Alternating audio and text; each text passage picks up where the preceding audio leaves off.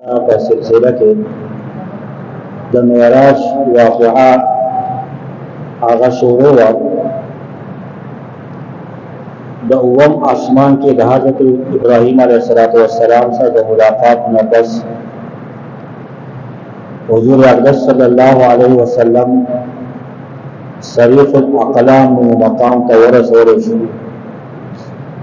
صریف الاقلام دا هغه مقام دی چې په هغې کې د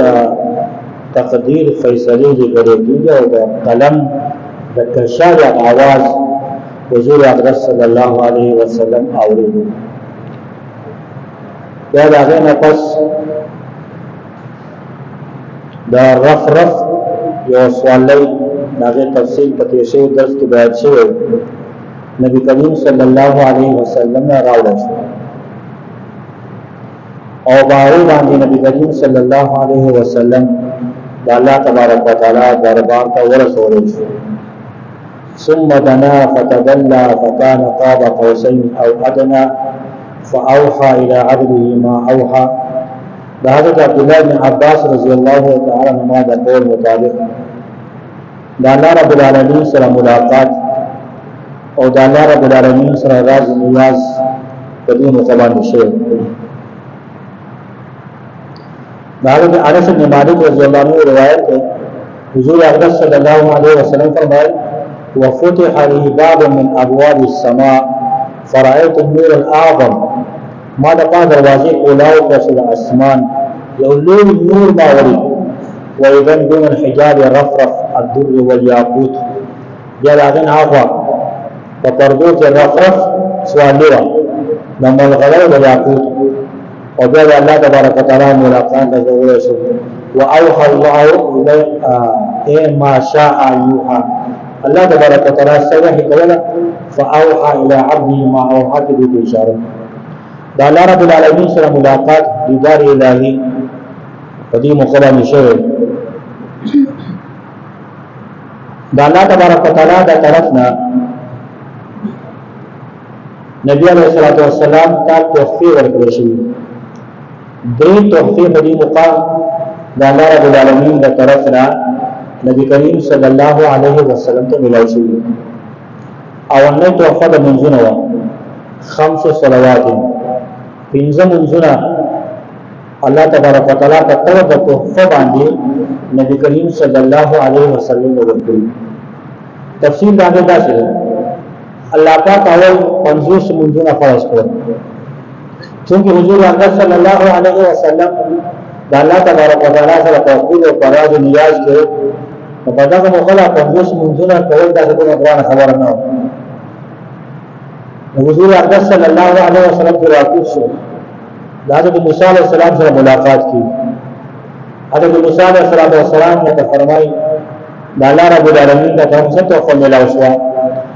حضور اقدس صلی الله علیه وسلم فرمایي چې 50 منځونه به ملاو شو. حضرت موسی علیہ السلام ته فرمایي ما دې خبر تجربه کړې ده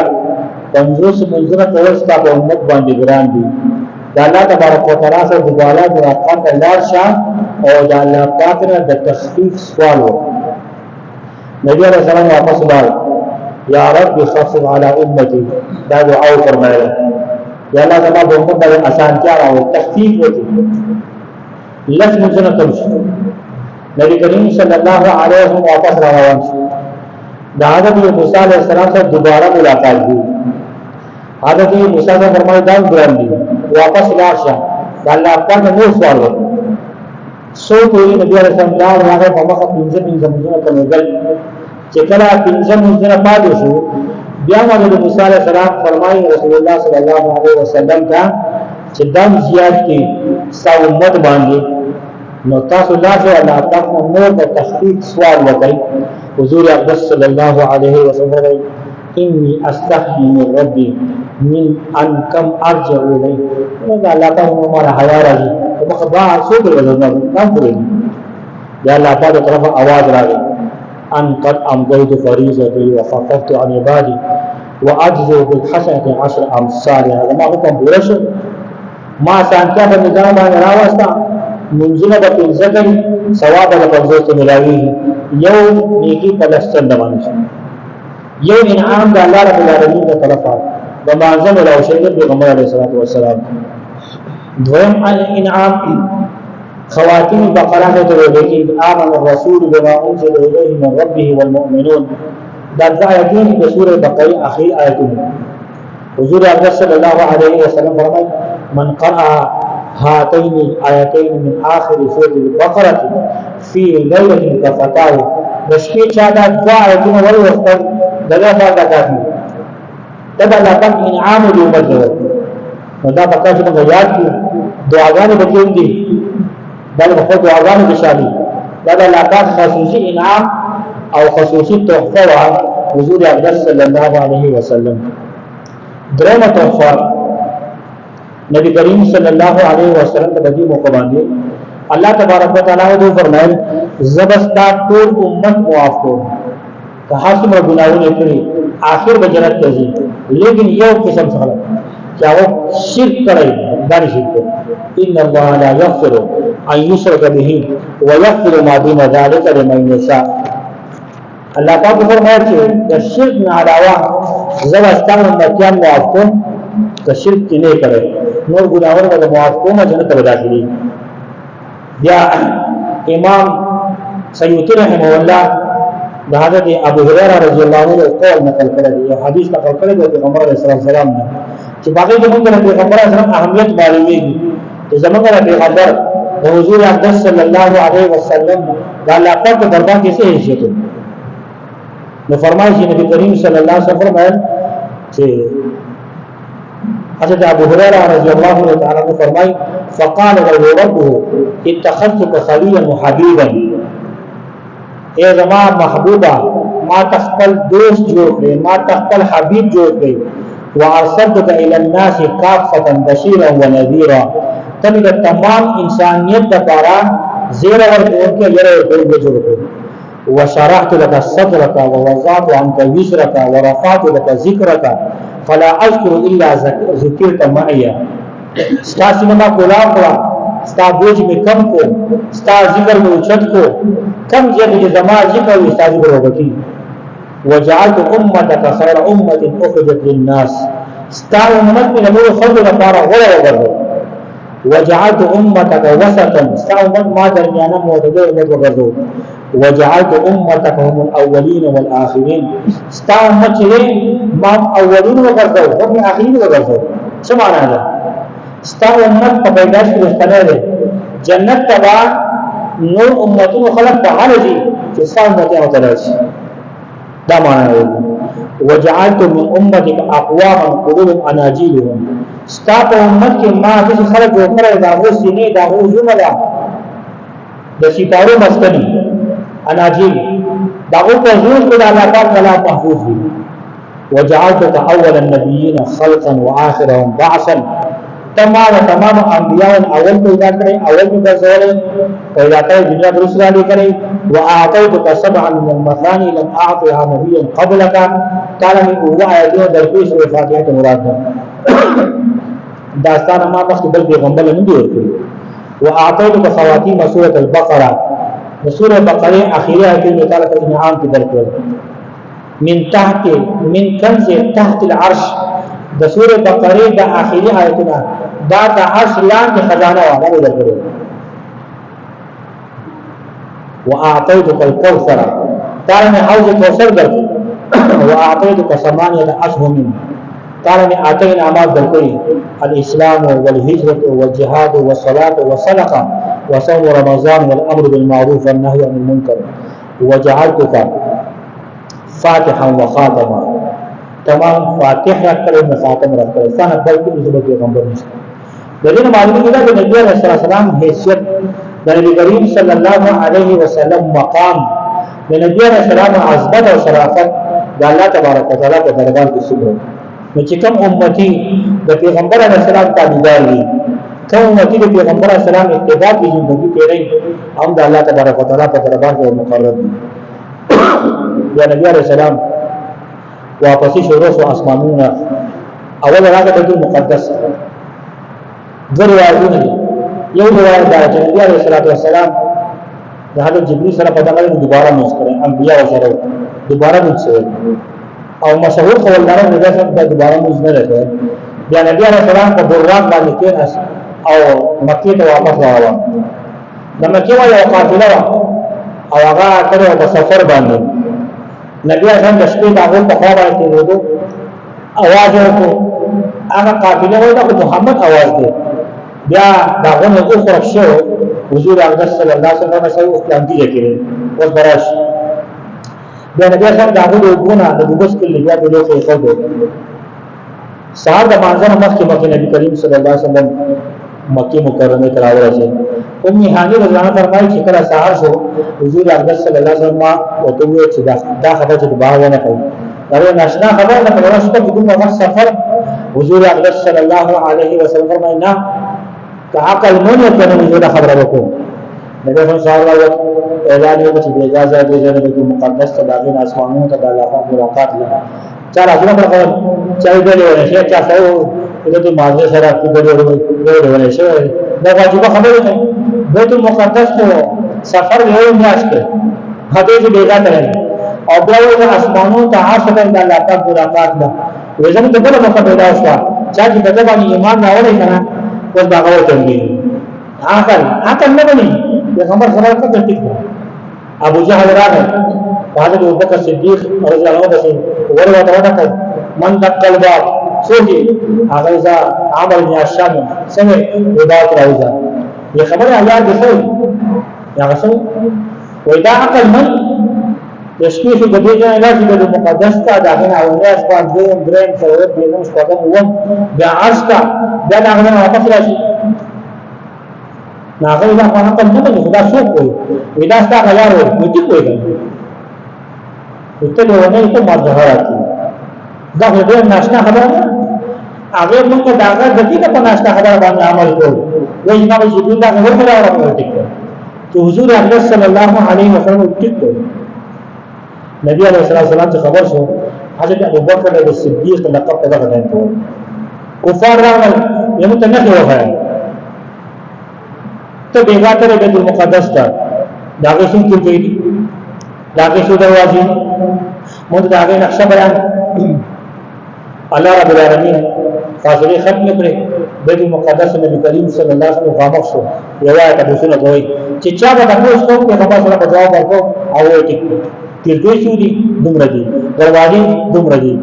منارې دومره دي د هر شي ستړي شو دي دومره دي نبی علیہ السلام ټول تاسو نو وکړل یو کس دا ونی وارته اخر کې دا وی دا ډېر غټ صاحب دا شی ډېر غټ اثر یو راغلی زموږ قابل معلومات راکم لګره حضور اکبر صلی الله علیه وسلم نے ساز قافله با د بیت اورد ماخام راځي او داغه نه مخ یو وخت خل رنگ دی بس اډونه پاتې دي ټول نه مخ داغه روان خلکو داغه په سره وته په پته ولې قافله جناب لا او بیا پیغمبر صلی الله علیه وسلم فرمایي دغه قافله نه د شپې یو وخت شوی دو پسې ګرځېدل دا ملاو شوی قافله جناب لا دې د کومه آو په پلان کې وخت شو موږ ملاو شوی یو چې ما دا موږ د محمد حواله وګړو فداغي باوجود ایمان قبول نه کړی د حضور اقدس صلی الله علیه وسلم د معراج واقعیا موږ په رسول موږ د دې څه سبقونه حاصلې د نبی علیه السلام عظمت شرافت اهمیت موږ ته معلوم شو د الله پاک په دربار کې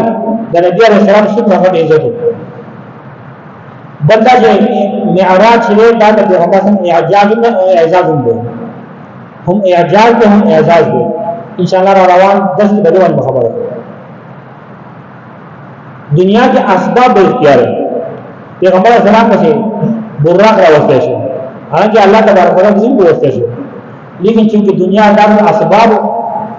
اللہ تبارک و تعالی براق سوالے راولی گئے اسباب اختیار ہے بل کتا یاد نبی علیہ السلام فرمائے چې کله موږ بیت المقدس ته ورسېدو دا انبیاء او ټولګي راغله سکونه برابر شو څوک نه مخه کېدل څوک نه مخه کېدل جبريل لا کسه مخه کړو ویل دې حق ستاره دې معلومه ده د منصب او د عہدې تعریف بدل راغلی کنه د الله تبارک وتعالى مدد او نصرت سره نه